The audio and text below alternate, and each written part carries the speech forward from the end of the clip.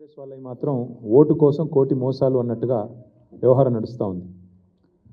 ప్రజల నుంచి ఒక ఓటు రాబట్టడానికి 6 గ్యారంటీలు, 13 డిక్లరేషన్లు, 420 హామీలు అడ్డగోలుగా ఇచ్చిన కాంగ్రెస్ పార్టీ వలవేసి ఓట్లు పట్టి ఓట్లు కొల్లగొట్టి మరి గ్యారంటీల గారడీ చేసి టోకున మొత్తం 4 కోట్ల మందికి టోపీ పెట్టారు. అందుకే మేమేమనుకున్నామంటే మరి మీకు కొన్ని వాస్తవాలు చూపెట్టాలి, ఆ తర్వాత లీగల్ సెల్ మీటింగ్ ఎందుకు పెట్టుకున్నాము ఇవన్నీ కూడా చెప్పాలని చెప్పి అనుకున్నాం. ఒక్కసారి మీకు ముందు 2 వీడియోలు నేను ప్లే చేస్తాను. ఒక వీడియోనేమో మన గౌరవ ముఖ్యమంత్రి రేవంత్ రెడ్డి గారు పదవీ బాధ్యతలు లాల్ బహదూర్ స్టేడియంలో డిసెంబర్ 7, 2023 నాడు చేపట్టారు. చేపట్టిన రోజు వారు పెట్టిన తొలి సంతకం సంబంధించిన ఫైల్ ఇది. ఫుల్ స్క్రీన్ చేయి. ధన్యవాదాలు.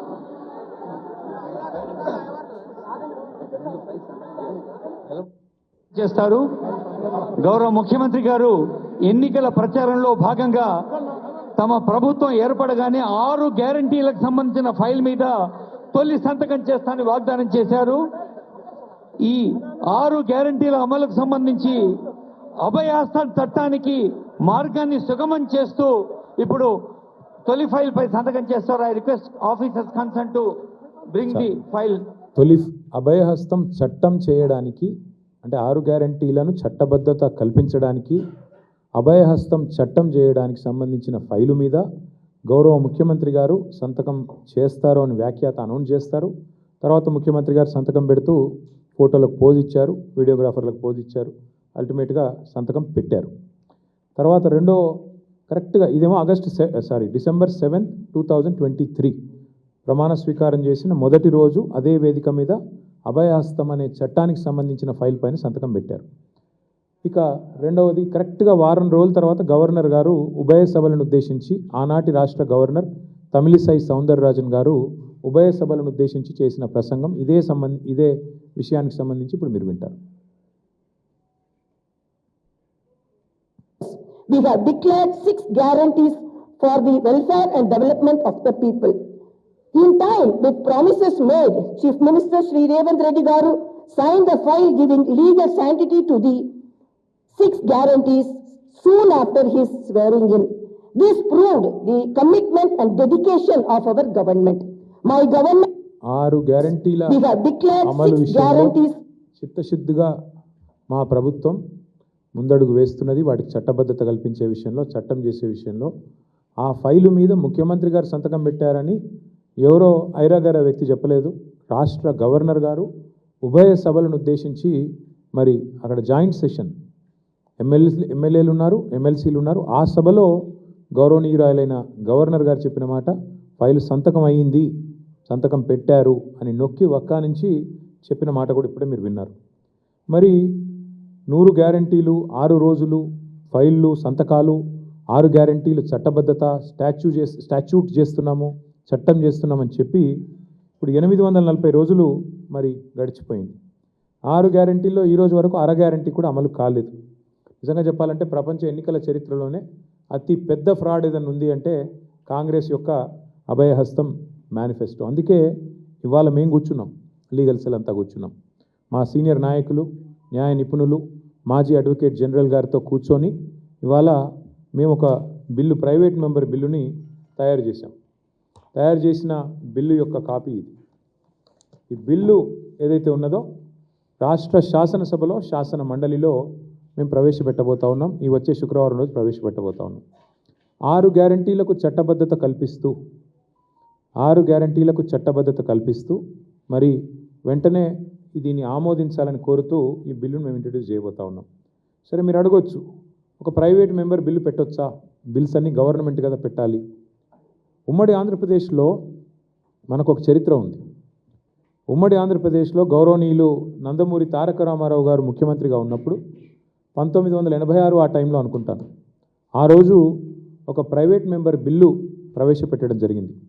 ఆనాటి భారతీయ జనతా పార్టీ ఫ్లోర్ లీడర్గా ఉన్న సిహెచ్ విద్యాసాగర్ రావు గారు ఒక ప్రైవేట్ మెంబర్ బిల్లు ప్రవేశపెడితే గవర్నమెంటు దాన్ని ఆహ్వానించి దాన్ని చట్టం కూడా చేసింది. అంటే ఈ రాష్ట్రంలో ప్రెసిడెంట్ ఉంది, ఉదాహరణ ఉంది, ఇదివరకు జరిగిన ఉదంతం మన కళ్ళ ముంగటనే ఉంది. అంటే గవర్నమెంట్కు సంస్కారం ఉంటే, గవర్నమెంట్కి చిత్తశుద్ధి ఉంటే, ప్రజల పట్ల ప్రేమ ఉంటే ఎవరు బిల్లు ప్రవేశపెడితే ఏమి మద్దతు ఇవ్వడానికి. అందుకే మేము రాష్ట్ర ప్రజల తరపున ప్రభుత్వాన్ని కోరుతా ఉన్నాం. మీరు సంతకం పెట్టిన ఫైలు మరి ఇప్పటివరకు దొరకట్లేదు. తప్పకుండా దాన్ని కూడా వెతుకుతాం, పట్టుకుంటాం. కానీ ఈ లోపల మీకు ఇబ్బందిగా ఉంది కాబట్టి, మీరు పెట్టలేకపోతున్నారు కాబట్టి మేము బిల్లు తయారు చేసుకొని వచ్చినాం. మరి ఆ బిల్లును దయచేసి ప్రవేశపెట్టే విధంగా సహకరించాలని గౌరవ స్పీకర్ గారిని కలుస్తాం, చైర్మన్ గారిని కలుస్తాం, మెంబర్లందరికీ బిల్లు కాపీస్ ఇస్తాం, ఇచ్చి ఈ బిల్లుకు మద్దతు ఇవ్వాలని చెప్పి కూడా మా లాబింగ్ కూడా మేము చేస్తాం. ఎందుకంటే అల్టిమేట్గా ఈ చట్టం చేయడానికి నాకు తెలిసినంత వరకు మరి ఎవరికి ఇబ్బంది ఉండకూడదు. ఇచ్చింది కాంగ్రెసే కదా, మాట ఇచ్చింది కాంగ్రెస్. ఎన్నికల మేనిఫెస్టోనే అభయహస్తం 6 గ్యారంటీలు 100 రోజులు. కాబట్టి కాంగ్రెస్కి అభ్యంతరం ఉండడానికి అవకాశం లేదు. ప్రధాన ప్రతిపక్షం మేము, మరి అటు అధికార పక్షము ప్రధాన ప్రతిపక్షం కలిసిన తర్వాత మేమే బిల్లు పెడుతున్న తర్వాత పాస్ కాకపోయే సమస్య లేదు. అటు శాసనసభలో కానీ అటు కౌన్సిల్లో కానీ. దబ్బన బీజేపీ వ్యతిరేకించినా ఏం పెద్ద ఇబ్బంది ఏమి ఉండదు, ఎందుకంటే వారికి ఇష్టం లేకపోవచ్చు. కాబట్టి మేము ఖచ్చితంగా ఈ బిల్లును ప్రవేశపెడతాము. దీనికి సహకరించాల్సిందిగా గౌరవ ప్రభుత్వాన్ని కూడా మేము కోరుతా ఉన్నాం. మరి ఇంకా విచిత్రమైన విషయం ఏంటంటే ఈరోజు మాకు అర్థం కాని విషయం, సరే మేమేమో ఇప్పటిదాకా కూర్చొని ఆలోచన చేస్తూ ఉన్నాం, ఎట్లా మరి ఈ బిల్లును ముందుకు తీసుకొని పోవాలి, ఎట్లా దీనికి మద్దతు వచ్చే విధంగా మద్దతు కూడగట్టాలి అనే ప్రయత్నం మేము చేస్తూ ఉన్నాం. మాకు అర్థం కాని విషయం ఏంటంటే ఇంత పెద్ద రాష్ట్ర ప్రభుత్వాన్ని నడిపే పెద్దలు ఎంత గంభీరంగా ఉండాలండి. ఒక ఫైల్ సంతకం పెడితే ముఖ్యమంత్రి గారు ఆ ఫైల్ దొరకకుండా పోయే ఆస్కారం ఉంటుందా? ఇట్లా అబద్ధాలు చెప్పవచ్చునా? ఫైలు సంతకం పెట్టి 2.5 ఏళ్ళు అయిపోయిన తర్వాత, 840 రోజులు అయిపోయిన తర్వాత ఆ ఫైల్ ఎక్కడ ఉంది అని అడిగితే సమాధానం చెప్పలేని దుస్థితి ప్రభుత్వానికి ఉంటుందా ఎక్కడైనా దేశంలో? వాళ్ళ దుస్థితి రాష్ట్రంలో కనబడతా ఉంది. మాకు అనుమానం వస్తుంది, మరి ఏమన్నా రాను పోను ఢిల్లీ విమానంలో ఎక్కడైనా పోగొట్టుకున్నారా? ఢిల్లీ ఎక్కువ తక్కువ వచ్చిపోతారు కదా, ఎప్పుడైనా ఢిల్లీ విమాన పర్యటనలో ఎక్కడన్నా తప్పిపోయిందా ఫైలు? లేదా ఎఫ్ఎస్ఎల్ అగ్ని ప్రమాదంలో కాలిపోయిందా? లేదా మొదటి సంతకమే మోసంతో మొదలైందా అనేది ఇవాళ తేలవలసిన ప్రశ్న. ఎందుకంటే మీరు చెప్పింది ఏదో సామాన్యమైన వ్యక్తి కాదు. రాజ్యాంగబద్ధమైన పదవిలో ఉన్న గవర్నర్ గారు, రాజ్యాంగబద్ధమైన పదవిలో ఉన్న ముఖ్యమంత్రి గారు ఈరోజు ఈ రాష్ట్రంలోనే ఒకరు కాన్స్టిట్యూషనల్ హెడ్, ఒకరు గవర్నమెంట్ హెడ్. మరి ఇద్దరు అంత స్పష్టంగా చెప్పిన తర్వాత ఫైల్ మిస్ అయ్యే అవకాశం ఎక్కడ ఉంటుంది? 3 బడ్జెట్లు అయిపోయినాయి, మిగిలింది ఇంకొకే ఒక్క బడ్జెట్. ఇక లాస్ట్ ఇయర్ బడ్జెట్ ఎట్లాగూ ఎలక్షన్ బడ్జెట్, 2028లో జరిగే బడ్జెట్ ఎట్లాగూ ఎన్నికల బడ్జెటే, దానికి అర్థం ఏమి ఉండదు. ఎందుకంటే అది ఫుల్ ఇయర్ బడ్జెట్ కూడా కాదు, మధ్యలోనే ఎలక్షన్ కూడా వస్తుంది. కాబట్టి మీకు మిగిలింది ఒకే ఒక్క బడ్జెట్ 2027. మరి అందుకే ఈ 6 గ్యారంటీల విషయంలో మేము పట్టుబడుతున్నాం. అందుకే రాష్ట్ర ప్రజలకు న్యాయం జరగాలి. మహిళలకి 2,500 రూపాయలు మీరు ఇచ్చిన హామీ మేరకు రావాలి. వెంటనే మహాలక్ష్మి పథకం ప్రారంభం కావాలి. అట్లాగే 4,000 పెన్షన్ పెద్ద మనుషులందరూ ఎదురు చూస్తూ ఉన్నారు ఎప్పుడు ప్రారంభం అవుతుంది అని. చేయూత కింద 4,000 అన్నారు, వెంటనే ప్రారంభం కావాలనే ఈ మొత్తం రాష్ట్రంలోని పెద్ద మనుషులందరి తరపున ఈ ప్రైవేట్ మెంబర్ బిల్లు పెడతా ఉన్నాం. అట్లాగే రైతు భరోసా అన్నారు మీరు, రైతు బంధు కాదు రైతు భరోసా, 10,000 కాదు 15,000 అన్నారు. అది ఆ రాష్ట్రంలోని 70 లక్షల మంది రైతుల తరపున ఈ ప్రైవేట్ మెంబర్ బిల్లు పెడతా ఉన్నాం. రాష్ట్రంలోని 22 లక్షల మంది కౌలు రైతుల తరపున ఈ బిల్లు పెడతా ఉన్నాం. ఎందుకంటే మీరు కౌలు రైతులకు కూడా మరి 15,000 ఇస్తామని చెప్పారు, కాబట్టి కౌలు రైతుల తరపున ఈ బిల్లు పెడతా ఉన్నాం. అట్లాగే రాష్ట్రంలో ఉన్న 5 లక్షల మంది దివ్యాంగులకి మీరు ఇచ్చిన మాట 6,000 రూపాయల పెన్షన్ అని 100 రోజుల్లో, వారి తరపున ఈ బిల్లు పెడతా ఉన్నాం. రాష్ట్రంలోని విద్యార్థులందరూ ఎదురు చూస్తూ ఉన్నారు విద్యా భరోసా కార్డు, అది కూడా 6 గ్యారంటీల్లో ఒక హామీ.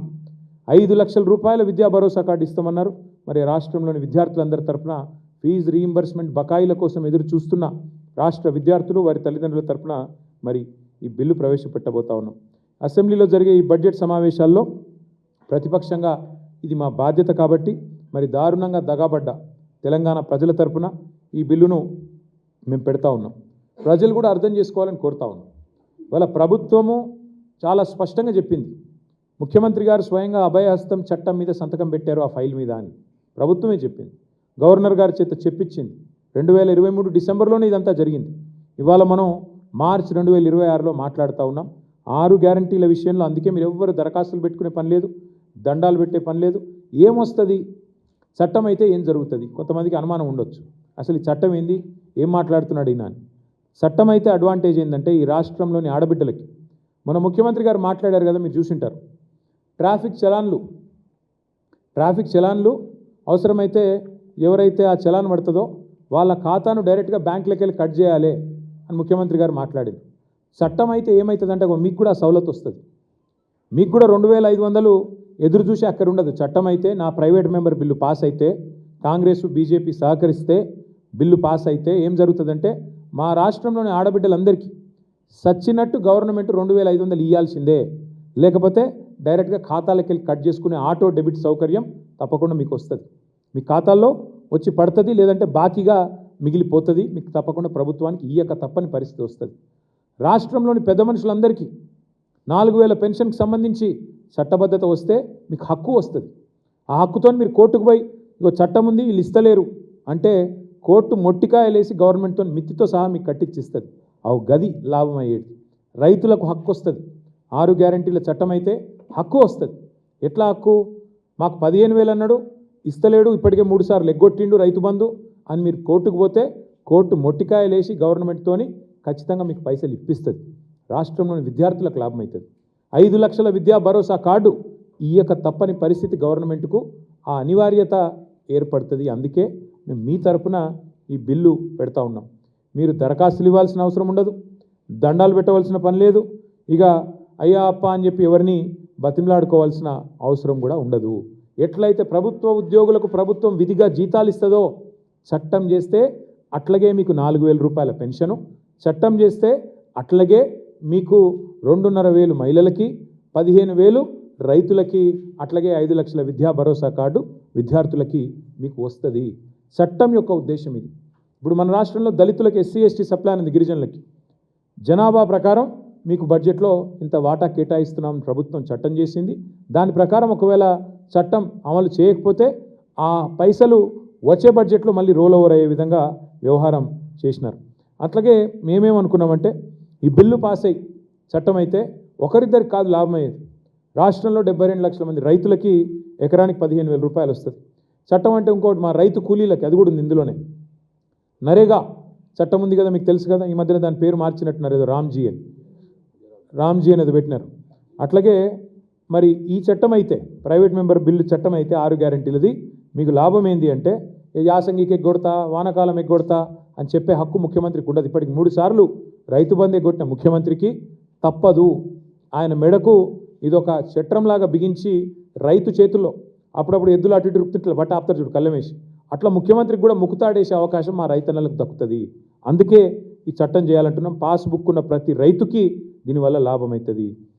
రైతు బంధు ఆపే అవకాశం ప్రభుత్వానికి ఉండదు. అన్ని పంటలకు 500 బోనస్ అన్నారు. చట్టం అయితే మీకు బోనస్ కూడా ఇవ్వక తప్పని పరిస్థితి. అన్ని పంటలకు మొక్కజొన్న కావచ్చు, పత్తి కావచ్చు, సోయా కావచ్చు, మిర్చి కావచ్చు, అన్నిటికి ఇస్తామన్నారు. అన్నిటికీ మరి ఇచ్చే విధంగా చట్టం పనికొస్తుంది. బోనస్ అనేది బోగస్ కాకుండా కాపాడేది ఈ చట్టం. అట్లాగే రైతు కూలీలకు నెలకు 1000 రూపాయలు అన్నారు. ఈ చట్టం ద్వారా మీకు కూడా రైతు కూలీలకు కూడా లాభం అవుతుంది. ఆటో డ్రైవర్లకు నెలకు 1000 రూపాయలు అన్నారు. మరి మా రాష్ట్రంలోని 7 లక్షల మంది ఆటో అన్నలకి వాళ్ళకు కూడా ఈ చట్టంతో లాభం అవుతుంది. అందుకే దయచేసి నేను రాష్ట్ర ప్రజల్ని కూడా కోరుతా ఉన్నా, మీరు కూడా ఏం చేయాలంటే ఈ బిల్లు పెట్టిన తర్వాత మీ ఎమ్మెల్యేలు కలవాలి. మీ నియోజకవర్గంలో కాంగ్రెస్ అయితేంది, బీజేపీ అయితేంది, టీఆర్ఎస్ అయితేంది కలవాలి. కలిసి అన్న ఈ చట్టం వస్తుంది, మీరు దయచేసి ఓటేయాలి, ఓటేస్తే నాకు హక్కు వస్తుంది అని చెప్పి మీరు కూడా మరి మీ ప్రజాప్రతినిధుల మీద, గౌరవ ఎమ్మెల్యేలు, గౌరవ ఎమ్మెల్సీల మీద తప్పకుండా ఒత్తిడి తేవాలని చెప్పి కూడా నేను కోరుతా ఉన్నా. అట్లాగే రాష్ట్రంలోని ప్రతి వర్గానికి గ్రామాన నేను విజ్ఞప్తి చేస్తూ ఉన్నా, ఈ బిల్లు పెట్టిన తర్వాత తప్పకుండా 6 గ్యారంటీల మీద చట్టం చేయండి. చేస్తే ఆటో డెబిట్ అంటే మీరు చలాన్లకు ఎట్లయితే ప్రభుత్వం నా అకౌంట్లోకి వెళ్ళి కట్ చేస్తూ ఉంటుందో అట్లా ప్రభుత్వ అకౌంట్లోకి వెళ్ళి నాకు పైసలు పడేటట్టు మా కేటీఆర్ అన్న, మా బీఆర్ఎస్ పార్టీ చట్టం తెస్తున్నది. కాబట్టి దాన్ని మీరు అమలు చేయండి, దానికి మీరు వంతపాడండి, దానికి మద్దతు ఇవ్వండి అని గౌరవ ప్రజాప్రతినిధులను మీరు మోటివేట్ చేయండి, వారికి చెప్పండి. తెలియని వాళ్ళు ఉంటే చదువుకున్న వాళ్ళు తెలియజెప్పే విధంగా ఎఫర్ట్ పెట్టండి. ప్రభుత్వం ముక్కు పిండి మీ పైసలు మీ ఖాతాలో పడేందుకే ఈ చట్టం తీసుకొని వస్తున్నాము. అందుకే గల్లా బట్టి నిలదీసే విధంగా మరి ఈ రకంగా ముందుకు పోతున్నాం. ఈ చట్టం విషయంలో 6 గ్యారంటీల చట్టబద్ధత విషయంలో మరి తప్పకుండా అన్ని పార్టీలు సహకరించాలని గౌరవ స్పీకర్ గారు, సెక్రటేరియట్ కూడా వారి శాసనసభ సెక్రటేరియట్ కూడా సిబ్బంది కూడా సహకరించాలని చెప్పి కూడా కోరుతూ ఈ 6 గ్యారంటీల చట్టబద్ధత విషయంలో మేము ఎంత సీరియస్గా ఉన్నామని చెప్పడానికే ఈరోజు ఈ బిల్లు కూడా డ్రాఫ్ట్ కూడా తయారు చేసి న్యాయ నిపుణులతో కూడా చర్చించి ఇది అవసరమైతే పబ్లిక్ డొమైన్లో కూడా పెడతాం. పబ్లిక్ కూడా ఏమైనా సజెషన్స్ ఇస్తే ఇవ్వచ్చు. దాని తర్వాత మండే ట్యూస్డే పోయి మరి ఆ శాసనసభలో శాసన మండలిలో ఇంట్రడ్యూస్ చేస్తాము. అల్టిమేట్గా ఫ్రైడే రోజు వస్తుంది ఓటింగ్కి. వచ్చినప్పుడు తప్పకుండా అందరూ సహకరించాలని మరొకసారి కోరుతూ వదిలిపెట్టాం ఈ ప్రభుత్వాన్ని. 6 గ్యారంటీల విషయంలో 420 హామీలు 13 డిక్లరేషన్ల విషయంలో తప్పకుండా పట్టుబడతామని చెప్పి మరొకసారి మర్చిపోయాను. ఈరోజు రంజాన్ పండుగ అందరికీ కూడా మరి ఈ పర్వదినాన ఈ పవిత్ర పండుగను జరుపుకుంటున్న మా ముస్లిం సోదరులకి సోదరీమణులందరికీ కూడా హృదయపూర్వకంగా వారికి ఈద్ ముబారక్ తెలియజేస్తూ మళ్ళీ ఒకసారి మీ అందరికి కూడా పండుగ పూట వచ్చినందుకు మీ అందరికి కూడా ప్రత్యేకంగా ధన్యవాదాలు. అందరికీ ఇప్పుడు ఓపెన్గా అపీల్ చేస్తున్నాము. తప్పకుండా అవసరమైతే అందరికీ లేఖలు కూడా రాస్తాము. మంచి సజెషన్ తప్పకుండా లేఖలు కూడా మా పార్టీ నుంచి రాస్తాం. ఇట్లా ప్రైవేట్ మెంబర్ బిల్లు పెడుతున్నాం. ఇంకొకటి మీకు కూడా క్లారిటీ ఉండాలి. ప్రైవేట్ మెంబర్ బిల్ పాస్ అవుతుందా, అలౌ చేస్తారా? ఇదివరకు చేసిండు. మరి ప్రభుత్వానికి సంస్కారం ఉంటే, ప్రభుత్వానికి చిత్తశుద్ధి ఉంటే, సంస్కారం కంటే ఎక్కువ చిత్తశుద్ధి అవసరం. ప్రజల మీద ప్రేమ ఉంటే మీరు పెడతలేరు. మీరు పెట్టిన ఫైల్ సంతకం ఎడబెట్టినో మరి ఎడవైందో ఫైల్ దొరకలేదు కాబట్టి అదే ఆటంకమైందేమో. మరి మీకు ఫైల్ దొరకలేదు కాబట్టి మేము పెడుతున్నాం. మరి మీకు చిత్తశుద్ధి ఉంటే, కాంగ్రెస్ పార్టీకి నిజంగానే సిన్సియారిటీ ఉంటే వెంటనే మద్దతు ఇవ్వాలి, బిల్లు పాస్ అయ్యేందుకు సహకరించాలని కోరుతున్నాం.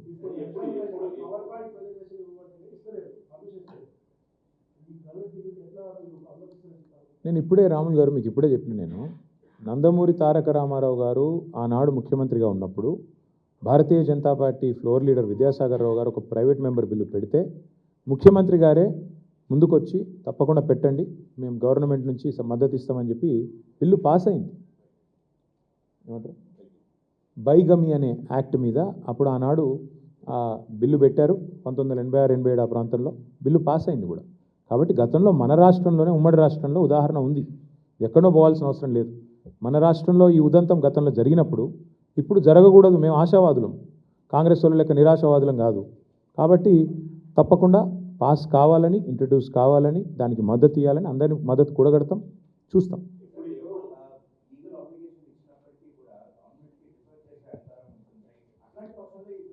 స్పీకర్ గారికి ఉంటుంది. నో అసెంబ్లీ అల్టిమేట్గా you have to remember one thing. Ujjwal, ఈ ప్రామిస్ చేసింది నేను కాదు, మీరు కాదు. ఈ ప్రామిస్ 6 గ్యారంటీలకి మొదటి క్యాబినెట్లోనే చట్టబద్ధత కల్పిస్తామని చెప్పింది ఎవరు? రాహుల్ గాంధీ గారు. ఈరోజు జాతీయ స్థాయిలో ప్రతిపక్ష నాయకుడిగా ఉన్న రాహుల్ గాంధీ గారు మా ప్రభుత్వం ఏర్పడ్డ తర్వాత జరిగే మొట్టమొదటి క్యాబినెట్ సమావేశంలోనే నిర్ణయం తీసుకొని చట్టం తీసుకొస్తాం, అభయహస్తం చట్టం అని చెప్పారు. చెప్పిన తర్వాతే మీరు ముఖ్యమంత్రి గారు క్యాబినెట్ మీటింగ్ పెట్టుకొని ఆ ఫైలు సంతకం కూడా పెట్టారు. ఇక్కడ క్వశ్చన్ ఏంటంటే, గవర్నమెంట్ను మేము అడిగేది ఒకటే, మీ నాయకుడు ప్రామిస్ చేశారు, మీరు సంతకం పెట్టారు, తర్వాత గవర్నర్ గారు ఉభయ సభలను ఉద్దేశించి చెప్పారు. మరి అట్లాంటప్పుడు why should I doubt the sincerity of the government? Maybe file దొరకట్లేదేమో, మేబీ ఫైల్ ఎక్కడ పోయిందేమో, అందుకే మేము పెడుతున్నాం. మేము పెట్టినప్పుడు బేసిస్ ఏముంది? మద్దతు ఇవ్వచ్చు కదా, తప్పేముంది? ప్రజల తరపు ఏమైనా వాళ్ళైనా పనిచేస్తుంది ప్రజల కోసం. ఇంప్లిమెంట్ చేయకపోతే డెఫినెట్గా మరి ఏం చేయాలో మేము కూడా తెలుసుకుంటాం. ఎందుకంటే 23 డిసెంబర్లో మీరు రాష్ట్ర ప్రజల్ని, శాసనసభని, శాసన మండలిని తప్పుదోవ పట్టించి ఫైల్ సంతకం అయిపోయిందని చెప్పి 26 దాకా ఫైల్ దొరకకపోతే definitely wheel explore legal remedies. లీగల్గా కూడా మాకు కూడా ఏం చేయాలో చూడాలి కదా, న్యాయ నిపుణులను అడుగుతాం. ఇట్లా మరి ప్రభుత్వం ఓపెన్గా చెప్పి మొత్తం రాష్ట్రాన్ని తప్పుదోవ పట్టించి ప్రభుత్వం సంతకం పెట్టిన తర్వాత ముఖ్యమంత్రి గారు, మళ్ళీ ఇంకో చిన్న విషయం కాదు, సంతకం పెట్టి అవసరమైతే ఆర్టీఐ చట్టం కూడా ఉంది కదా, రైట్ టు ఇన్ఫర్మేషన్, దాని కింద అడుగుతాం, ఆ ఫైల్ కాపీ ఇవ్వని అడుగుతాం.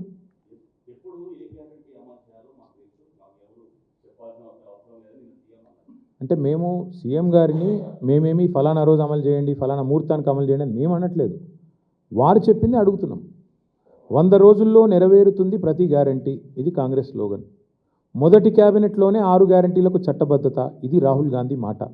మేము అడుగుతున్నది మీరు చెప్పింది అమలు చేయమనే కదా, మేము చెప్పేది కాదు కదా. ఈరోజు ముఖ్యమంత్రి గారు కనుక బహిరంగంగా అశోక్ నగర్కి వచ్చి చర్చ పెడతారా?